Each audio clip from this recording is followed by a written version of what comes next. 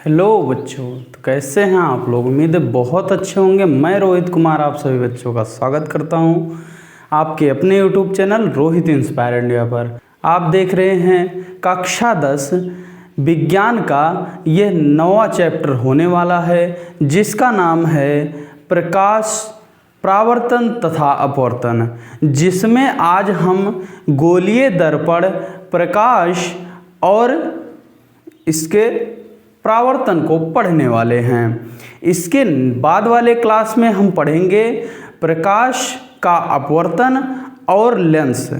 अभी हम जो पढ़ने वाले हैं उसमें क्या है, प्रकाश का परावर्तन और गोलीय दर्पण।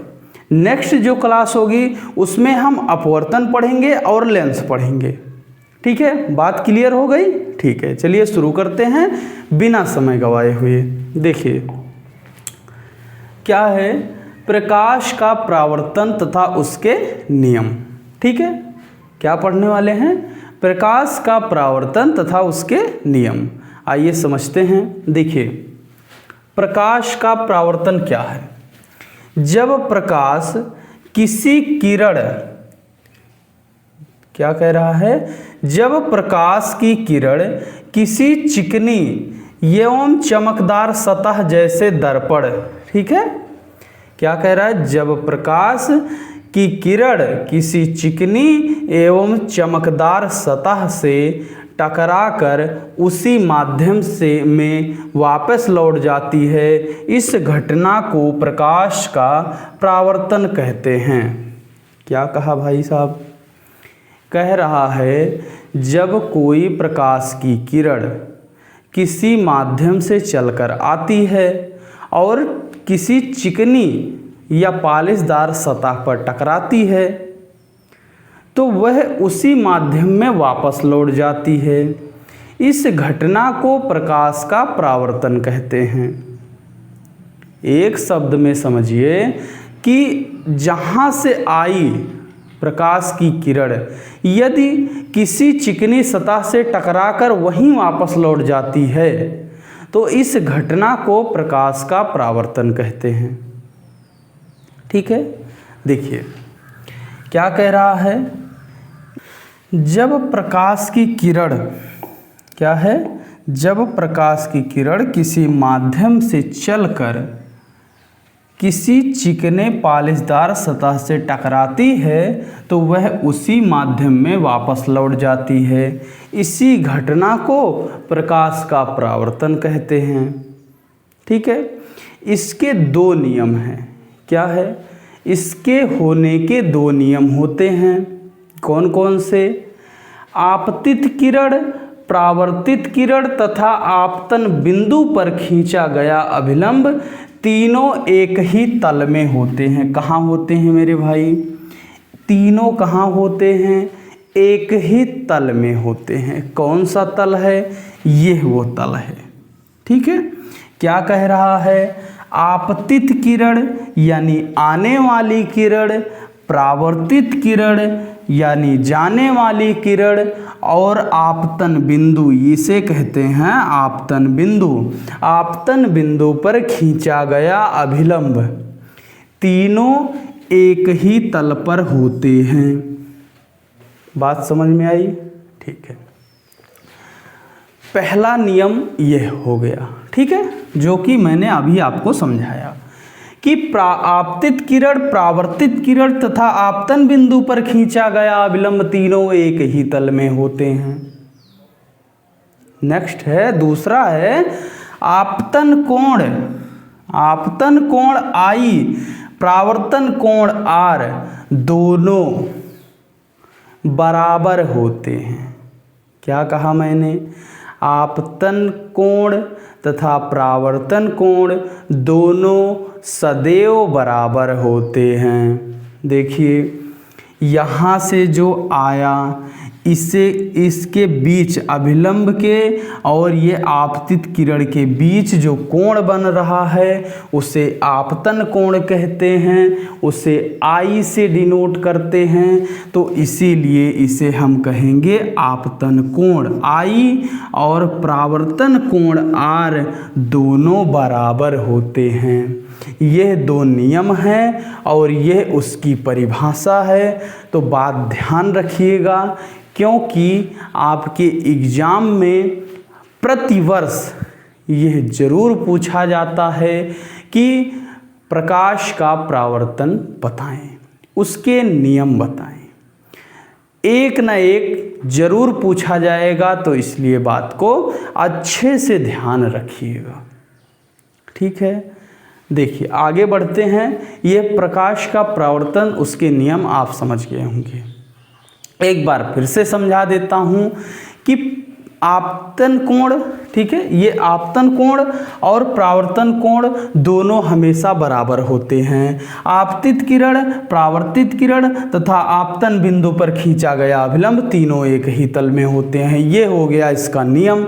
और क्या कह रहा है यहाँ पर देखिए, जब प्रकाश की किरण किसी चिकनी या चमकदार सतह से टकराती है तो वह वापस उसी माध्यम में लौट जाती है। इस घटना को प्रकाश का परावर्तन कहते हैं।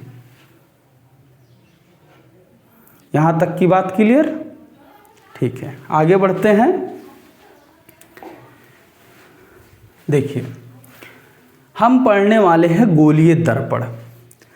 मैं वो चीज़ें नहीं पढ़ाऊंगा जो आपके लिए उपयोगी ना हो और आपका समय व्यर्थ हो। मैं वही चीज़ें लेके आया हूँ जिसको पढ़ने से आपके एग्ज़ाम और आपकी बुद्धि का स्तर ऊंचा हो। ठीक है, देखिए क्या है गोलीय दर्पण। क्या है गोलीय दर्पण? ऐसे दर्पण जिनका परावर्तक पृष्ठ गोलीय है, गोलीय दर्पण कहलाते हैं। क्या समझ में आया भाई? ऐसा दर्पण जिनका परावर्तक तल यानी जहां से प्रकाश परावर्तित हो रहा है उसकी बात कर रहे हैं। जिसका परावर्तक तल गोलीय होता है, तिरछा होता है, मुड़ा हुआ होता है, उसे ही क्या कहते हैं? गोलीय दर्पण कहते हैं। जैसे एक है अवतल दर्पण और दूसरा है उत्तल दर्पण। देखिए यहाँ पर चित्र भी बना हुआ है। अब एक बात और समझ लीजिए, ये कैसा था पहले, शुरुआत में ये कैसे था? कुछ इस प्रकार से ये गोलीय था। हमने क्या किया, इसको बीच से काट दिया। क्या किया हमने? इसको बीच से काट दिया और बीच से काटने के बाद हमने यहाँ पर कर दिया पॉलिश। हमने यहाँ पर कर दिया पॉलिश और जब हमने पॉलिश किया तो प्रकाश का जो परावर्तन होगा वो इस हिस्से से होगा, यानी इस साइड से होने वाला है प्रकाश का परावर्तन। तो अब समझिए कि परावर्तक पृष्ठ अंदर की ओर हो। कहाँ हो भाई? परावर्तक पृष्ठ अंदर की ओर हो, अर्थात गोले के केंद्र की ओर वक्रित हो। ठीक है, जो गोले का केंद्र है वो यहीं तो है। गोले का जो केंद्र है वो यहीं तो है। अब यहीं से प्रकाश का परावर्तन होने वाला है इस तरीके से। तो इसे ही क्या कहते हैं? इसे कहते हैं अवतल दर्पण। एक पूरा पूरा गोला था, एक दर्पण था जिसको हमने बीच से काट दिया और उसके उभरे हुए भाग पर पॉलिश कर दिया तथा जो धंसा हुआ, जो दबा हुआ भाग था उससे हमने प्रकाश का परावर्तन कराया। क्या कराया हमने? प्रकाश का परावर्तन कराया। तो यह कौन सा दर्पण होने वाला है? अवतल दर्पण होने वाला है। ठीक है, आगे इसको मिटाते हैं। बात को ध्यान से समझिएगा क्योंकि मैं बहुत आराम से समझाता हूँ और जल्दबाजी बिल्कुल नहीं करता। ठीक है, देखिए अब दूसरा समझेंगे। यहाँ पर भी वही गोला है जिसका हमने अवतल दर्पण बनाया था। अब इस गोले को हमने फिर से काट दिया। पहले हमने क्या किया कि हमने बाहर वाले को पॉलिश किया था, अब हम क्या करेंगे, अंदर वाले को पॉलिश करेंगे। ठीक है मेरे भाई, क्या करेंगे, हम अंदर वाले को पॉलिश कर लेंगे। और जब हम अंदर वाले को पॉलिश किए तो इस अंदर वाले को पॉलिश करते ही हमें बाहर का जो पृष्ठ है वो चिकना मिला, और जब चिकना मिला तो वहाँ से प्रकाश का परावर्तन होने लगा। इसे ही क्या कहते हैं, उत्तल दर्पण कहते हैं। बात क्लियर हुई। एक ही खोखला गोला था, बाहर हमने पॉलिश किया, अंदर से प्रकाश का परावर्तन कराया तो हो गया अवतल दर्पण। दूसरा उसी का कटा हुआ भाग है, हमने अंदर की तरफ पॉलिश किया, बाहर से प्रकाश का परावर्तन कराया तो ये हो गया उत्तल दर्पण। यहां तक की बातें क्लियर हो गई। ठीक है, एक ट्रिक से याद रखिएगा, अंदर की ओर क्या होगा, अवतल दर्पण होगा, अंदर की ओर से परावर्तन होगा तो अवतल होगा, बाहर की ओर से क्या होगा, परावर्तन होगा तो क्या होगा, उत्तल दर्पण होने वाला है। यहाँ तक की बात में आपको कोई प्रॉब्लम नहीं होनी चाहिए। आगे बढ़ते हैं।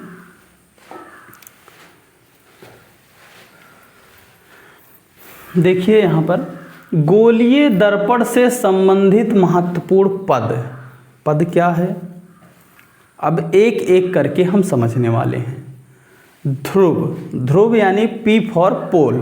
ठीक है, पोल को हम कहते हैं ध्रुव। ठीक है, गोलीय दर्पण के परावर्तक पृष्ठ के केंद्र, जो गोलीय दर्पण है चाहे वह उत्तल हो चाहे वह अवतल हो, उसके परावर्तक पृष्ठ के केंद्र को क्या कहते हैं, पोल कहते हैं, ध्रुव कहते हैं। मान लीजिए यहाँ से यम1 यम2, ठीक है, और ये दर्पण है। ठीक है मेरे भाई, ये दर्पण है और इसके जो यहाँ से यहाँ तक एक दूरी होगी और उसके केंद्र को क्या कहते हैं, उसके केंद्र को ही क्या कहते हैं, उसके केंद्र को ही पोल कहा जाता है। बात समझ में आई? ठीक है, क्या कहा, गोलीय दर्पण के ये परावर्तक पृष्ठ है, परावर्तक पृष्ठ के बीच के भाग को, बीच के केंद्र को क्या कहते हैं, ध्रुव कहते हैं। ठीक है, इसको मिटाते हैं, आगे समझाते हैं।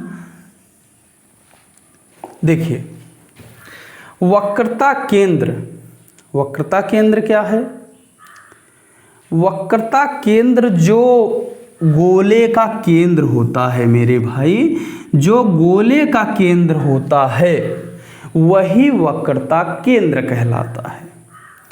ये जो दर्पण बना है ये गोला था और हमने इसको काट के निकाला है। यह एक पूरा गोला था, उसमें से हमने इतना काट कर निकाला है, तो जो गोले का केंद्र था वही वक्रता केंद्र है।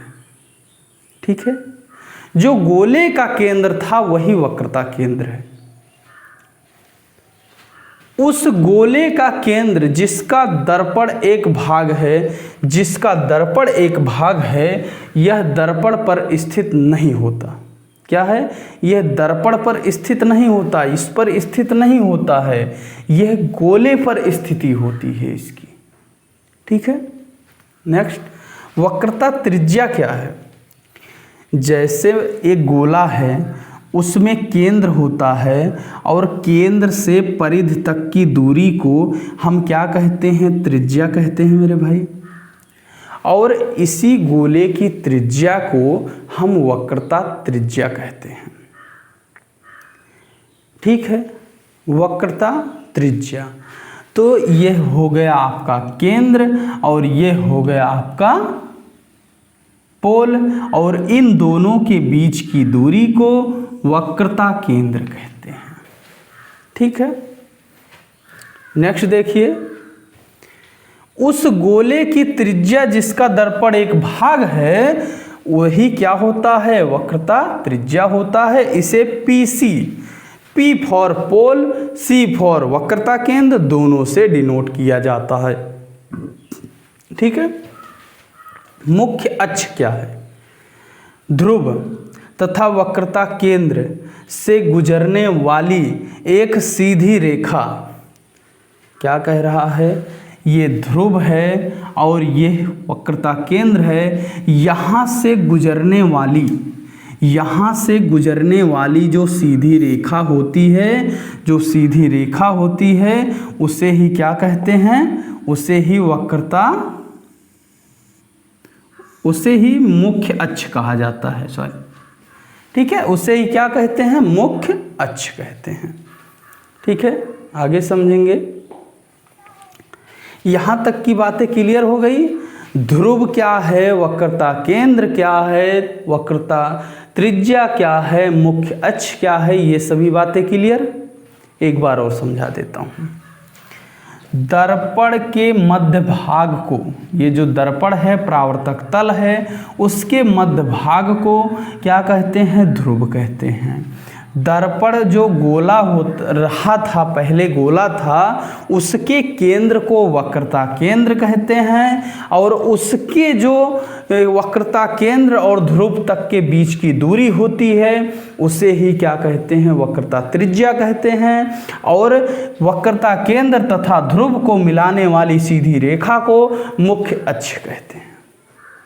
ठीक है, नेक्स्ट देखते हैं आगे। मुख्य फोकस और फोकस दूरी, देखिए मेरे भाई, मुख्य अक्ष और मुख्य फोकस, मुख्य फोकस और फोकस दूरी क्या है। देखिए, मुख्य फोकस जिसे F से लिखा जाता है, प्रेजेंट किया जाता है, मुख्य अक्ष के समानांतर, ठीक है, किरणें परावर्तन के पश्चात जिस बिंदु पर मिलती हैं या मिलती हुई प्रतीत होती हैं उसे ही क्या कहते हैं, मुख्य फोकस कहते हैं।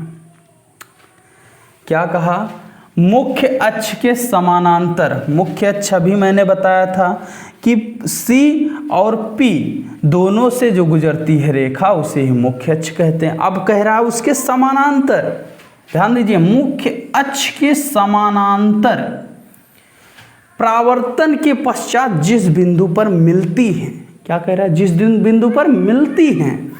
तो देखिए मेरे भाई, यहाँ से जा रहा है, परावर्तक पृष्ठ से टकराया और वापस कहीं ना कहीं से जाएगा। अब यहाँ पर आया, यह भी गया और यहाँ टकराने के बाद यहाँ फिर आकर मिल गया, यह भी गया और परावर्तन के पश्चात यहाँ आकर मिला, यह भी जा रहा है, परावर्तन के पश्चात यहीं आकर मिल रहा है। तो जहाँ पर मिलता है, क्या कह रहा है कि मुख्य अक्ष के समानांतर जाने वाली प्रकाश की किरण दर्पण से टकराने के पश्चात जिस बिंदु पर मिलती है उसे ही मुख्य फोकस कहा जाता है। तो इससे मुख्य फोकस कहा गया। अब उत्तल में क्या होता है, यह पीछे की तरफ होता है, इसका मुख्य फोकस पीछे की तरफ होता है, इसीलिए यह मिलता हुआ प्रतीत होता है। ये क्या हो रहा है, यहाँ से ये घूम कर चले जा रहा है, यहाँ से ये घूम करके चले जा रहा है, ठीक है, इस तरीके से ये वापस चला जा रहा है। इधर से आया, टकराया और वापस जा रहा है, लेकिन यहाँ मिलता हुआ हमें प्रतीत हो रहा है, इसीलिए हम क्या कहेंगे कि यह इसका मुख्य फोकस है और यह इसका मुख्य फोकस है। यहाँ पर स्पष्ट दिखाई दे रहा है कि मिल रहा है, यहाँ पर हमें महसूस करना हो रहा है कि यहाँ पर मिलेगा। ठीक है, बात समझ में आई। मुख्य फोकस क्या है? मुख्य फोकस कुछ और नहीं, बस इतना समझ लीजिए कि मुख्य फोकस प्रकाश जो है जब मुख्य अक्ष के समानांतर आ रहा है और आने के पश्चात परावर्तक पृष्ठ से टकराकर वापस लौट रहा है और जहां मिल रहा है वही प्रकाश का मुख्य फोकस होगा इस दर्पण के अकॉर्डिंग। ठीक है, फोकस दूरी क्या है? ध्रुव तथा मुख्य फोकस क्या है? ध्रुव तथा मुख्य फोकस के बीच की दूरी फोकस दूरी कहलाती है। यानी ये फोकस है और ये ध्रुव है, इन दोनों के बीच की दूरी को फोकस दूरी कहा जाता है। इन दोनों की बीच की दूरी को फोकस दूरी कहा जाता है। ठीक है, द्वारक क्या है? परावर्तक पृष्ठ के व्यास को दर्पण का द्वारक कहते हैं। परावर्तक पृष्ठ के व्यास को दर्पण का द्वारक कहते हैं। देखिए, यहां से लेकर यहां तक, यहां कहीं भी प्रकाश प्रवेश कर सकता है। प्रकाश प्रवेश कर सकता है तो क्या होता है? ये द्वारक है। जैसे हमारे घर का दरवाजा होता है तो आप चाहें तो ये मान लीजिए पूरा दरवाजा है, हम चाहें तो यहां से भी हाथ डालें तो अंदर चला जाएगा, यहां से हाथ डालें तो अंदर चला जाएगा, यहाँ से या कहीं से भी, इसके अंदर से कहीं से भी हाथ डालेंगे तो अंदर चला जाएगा। लेकिन यहाँ दीवार है, यहाँ नहीं जाएगा, यहाँ दीवार है, यहाँ नहीं जाएगा। तो यही होता है, जहाँ तक प्रकाश दर्पण से टकराकर वापस आ सकता है उसे ही क्या कहते हैं? दर्पण का द्वारक कहते हैं। ठीक है, आगे समझते हैं। ये बातें आपको समझ में आ गई होंगी कि मुख्य फोकस क्या है और फोकस दूरी क्या है। मुख्य फोकस जहां पर टकराने के पश्चात मिलती हैं उसे ही मुख्य फोकस कहते हैं, और ध्रुव और मुख्य फोकस के बीच की दूरी को फोकस दूरी कहते हैं। आगे बढ़ेंगे, चलिए आगे शुरू करते हैं। देखिए क्या है, किरण आरेख बनाने के नियम। ठीक है, किरण आरेख यानी प्रतिबिंब बनाने के नियम क्या क्या होते हैं। ठीक है, आइए समझते हैं।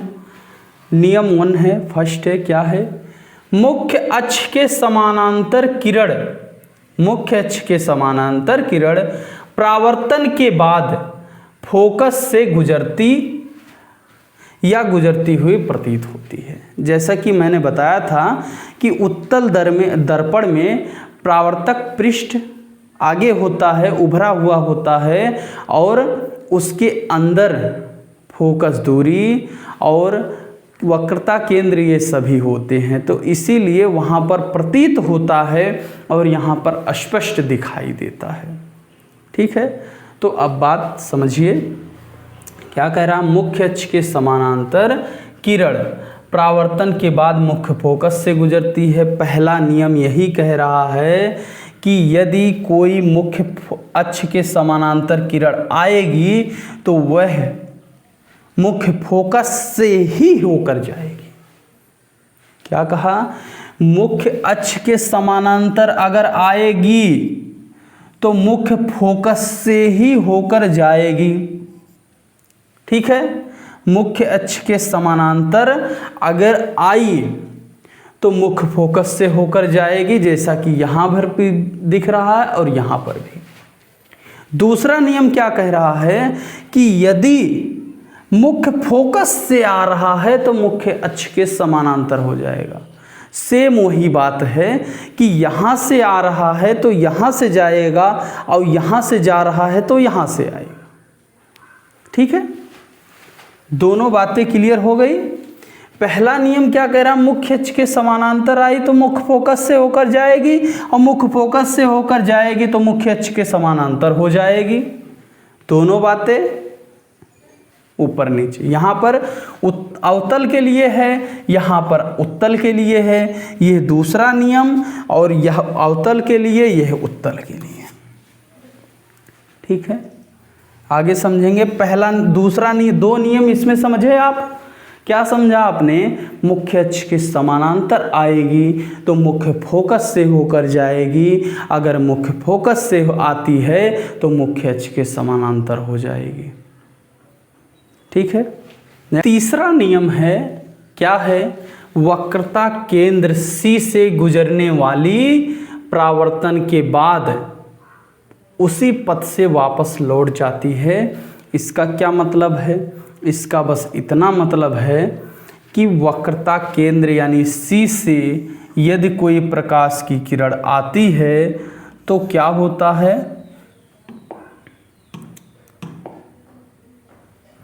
तो क्या होता है मेरे भाई, वह उसी मार्ग से वापस लौट जाती है, यानी ऐसे लौट जाएगी। इसी से आएगी, इसी से वापस लौट जाएगी। तीसरा नियम यही कहता है। यहाँ पर यह चित्र गलत है, इसको आप सुधार लीजिएगा अपने कॉपी में। ये यहाँ से आती है, ठीक है। इसी तरीके से ये वक्रता केंद्र से ही आएगी और वक्रता केंद्र से ही वापस लौट जाएगी। बस तीसरा नियम यही कहता है। चौथा नियम क्या कहता है, यदि ध्रुव पर आती है कोई किरण, दर्पण के ध्रुव पर आती है तो वह जितने कोण से आएगी उतने ही कोण से वापस जाएगी। ठीक है, ये आपका चौथा नियम है। अब इसके बाद समझते हैं। देखिए, ये तो आपने नियम सीखे। आपने कौन कौन से नियम सीखे, मुख्य अक्ष के समानांतर आने वाली किरण मुख्य फोकस से होकर जाती है और मुख्य फोकस से आने वाली किरण मुख्य अक्ष के समानांतर हो जाती है। ये दो नियम। तीसरा नियम, वक्रता केंद्र से आने वाली प्रकाश की किरण वक्रता केंद्र से ही वापस जाती है। यह हो गया आपका तीसरा नियम। और चौथा नियम क्या कहता है, पोल पर आने वाली प्रकाश की किरण, दर्पण के पोल पर आने वाली प्रकाश की किरण उसी कोण पर वापस जाएगी जिस कोण से वह आती है। ये आपका चौथा नियम है। अब इन नियमों को फॉलो करते हुए हम क्या करेंगे, हम सीखेंगे प्रतिबिंब कैसे बनाते हैं जब हम सीखेंगे। ठीक है, आगे बढ़ते हैं बिना समय गवाए हुए, क्योंकि आपका समय बहुत कीमती है। आप उस दौर में चल रहे हैं जहां आप अच्छे भी बन सकते हैं और बुरे भी। खून गर्म है तो हो सकता है। चलिए देखते हैं। अवतल द्वारा दर्पण द्वारा प्रतिबिंब का बनना। अनंत पर रखी हो यदि वस्तु तो उसका प्रतिबिंब कहाँ बनेगा, F पर, यानी मुख्य फोकस पर। कैसा बनेगा, अत्यधिक छोटा, वास्तविक एवं उल्टा बनेगा। ठीक है, अनंत पर रखा होगा तो F पर बनेगा, छोटा बनेगा, उल्टा और वास्तविक बनेगा। यह टेबल आप याद रखिएगा। यह अवतल दर्पण के लिए प्रतिबिंब का बनना है। हम उत्तल के लिए देखते हैं। ये टेबल का स्क्रीनशॉट लीजिए, आप याद करिएगा इसको। ठीक है, देखिए अवतल दर्पण के उपयोग क्या है, आप उसको याद करिएगा। टेबल को आप याद कर लीजिएगा। और आप देखिए दूसरा ये क्या है, इसके उपयोग क्या हैं। टार्च लाइट, वाहनों के हेडलाइट, ठीक है, ये गलत लिखा हुआ है, आप इस पे ध्यान मत दीजिएगा, मैं जो बोल रहा हूँ उस पे ध्यान दें कि जो वाहन होते हैं उनके हेडलाइट में, यहाँ पर देखिए ये इक्विपमेंट आप देख रहे हैं, कमेंट में ज़रूर बताइएगा, ये इक्विपमेंट आपने देखा है? ये किसने देखा होगा मैं बताता हूँ। यदि आप किसी को लेकर गए हों दांत दिखाने, तो डॉक्टर जो होते हैं उनके पास होता है ये। तो इसमें क्या होता है, जो छोटी चीज़ें होती हैं वो बड़ी दिखती हैं, ठीक है। ये दर्पण है, और ये जो है क्या है, सौर भट्टियों में क्या होता है, लेंस लगा होता है किसका, अवतल दर्पण का, जिससे क्या होता है सूर्य का प्रकाश एकत्रित हो जाता है, ठीक है। उसी में ये सभी काम आते हैं, जैसे टार्च में, ये जो टार्च है उसमें लगाने में काम आता है, वाहनों के हेडलाइटों में, शेविंग करते समय जब आप अपना चेहरा देखते हैं तो कौन सा दर्पण होता है, अवतल दर्पण होता है। दंत विशेषज्ञ यानी जो दांत के डॉक्टर होते हैं उनके पास होता है। सौर भट्टियों में इसका उपयोग किया जाता है। तो आप उपयोग समझ गए होंगे कि अवतल दर्पण का उपयोग कितना ज़रूरी होता है, ठीक है। नेक्स्ट समझेंगे। देखिए, उत्तल दर्पण द्वारा प्रतिबिंब का बनना, इसमें जो है केवल 2 ही केस बनते हैं जहां पर वस्तु हो सकती है। पहला क्या है, बिंब अनंत पर यानी वस्तु अनंत पर हो, पहला ये स्थिति होता है। दूसरा क्या होता है, अनंत और ध्रुव के बीच में रखा हो। 2 ही स्थितियां ऐसी हैं जहां पर प्रतिबिंब बन सकता है, ठीक है। देखिए, उत्तल दर्पण सदैव बिंब आभासी, सीधा तथा छोटा बनता है। उत्तल दर्पण में क्या होता है, आभासी होता है, सीधा होता है तथा छोटा होता है। किससे, वस्तु से छोटा होता है। यहाँ पर देखिए वस्तु कहाँ पर है, यानी बिंब कहाँ पर है, अनंत पर। और जब वस्तु अनंत पर है तो इसका प्रतिबिंब कहाँ बन रहा है, ध्रुव और फोकस के बीच में बन रहा है। पहला कैसा बनेगा, आभासी, सीधा और छोटा बनेगा। आप देख सकते हैं यहाँ पर वस्तु की लंबाई ज़्यादा है, यहाँ पर वस्तु की परछाई जो बन रही है वो छोटी बन रही है। यहाँ पर वस्तु की लंबाई अधिक है, यहाँ पर वस्तु की लंबाई कम है, ठीक है। तो 2 ही केस बन सकते हैं। पहला कहाँ बनेगा, यदि बिंब अनंत पर है तो प्रतिबिंब की स्थिति फोकस पर दर्पण के पीछे, फोकस पर दर्पण के पीछे बनेगी। दूसरा, बिंब अनंत पर तथा ध्रुव के बीच, अगर अनंत और ध्रुव के बीच में है तो P और F के बीच, दर्पण के पीछे, P और F के बीच दर्पण के पीछे बना हुआ है, ठीक है। तो यहाँ तक की बात क्लियर होगी। आगे देखिए, इसके उपयोग समझ लेते हैं, इसके बाद इस क्लास का अंत करेंगे, क्योंकि अब अगला क्लास जब हम पढ़ाएंगे तो क्या होने वाला है, उसमें आप पढ़ने वाले हैं लेंस और दर्पण का अपवर्तन, प्रकाश का अपवर्तन, ठीक है। परावर्तन और गोलीय दर्पण इसमें मैंने पढ़ाया है, इसके उपयोग लास्ट बचा हुआ है। और यहाँ तक की क्लास आपको अगर अच्छी लगी हो तो प्लीज़ लाइक ज़रूर कीजिएगा। और देखिए, अगर यहाँ तक की क्लास आपको पसंद आई हो तो प्लीज़ लाइक ज़रूर कर दीजिएगा और अपने दोस्तों के साथ शेयर ज़रूर कीजिएगा, ठीक है। चैनल पर पहली बार आए हैं तो सब्सक्राइब जरूर कीजिएगा ताकि अगली क्लास आपको टाइम से मिल सके। देखिए, उत्तल दर्पण के उपयोग, वाहनों में पश्च दृश्य क्या होता है, पीछे का जो दृश्य होता है देखने के लिए दर्पण के रूप में, ठीक है। इससे सदैव सीधा प्रतिबिंब बनता है। इसका प्राथमिकता क्यों देते हैं, क्योंकि इसमें सीधा प्रतिबिंब बनता है। जब आप बाइक लेकर ऐसे जा रहे हैं तो आप शीशे में देखते हैं पीछे गाड़ी तो नहीं आ रही, मुड़ के तो नहीं देखते ना, शीशे में देखा आपने गाड़ी नहीं आ रही है, मुड़ गए आप, तो इसके लिए ये सीधा प्रतिबिंब देता है। इसीलिए क्या करते हैं, उत्तल दर्पण लगाते हैं। इसका दृष्टि क्षेत्र बहुत अधिक होता है क्योंकि ये वाहन की ओर वक्रित होता है। ठीक है, इससे ड्राइवर अपने पीछे के बहुत बड़े क्षेत्र को देख पाते हैं। ठीक है, ये आप देख सकते हैं इस तरीके से।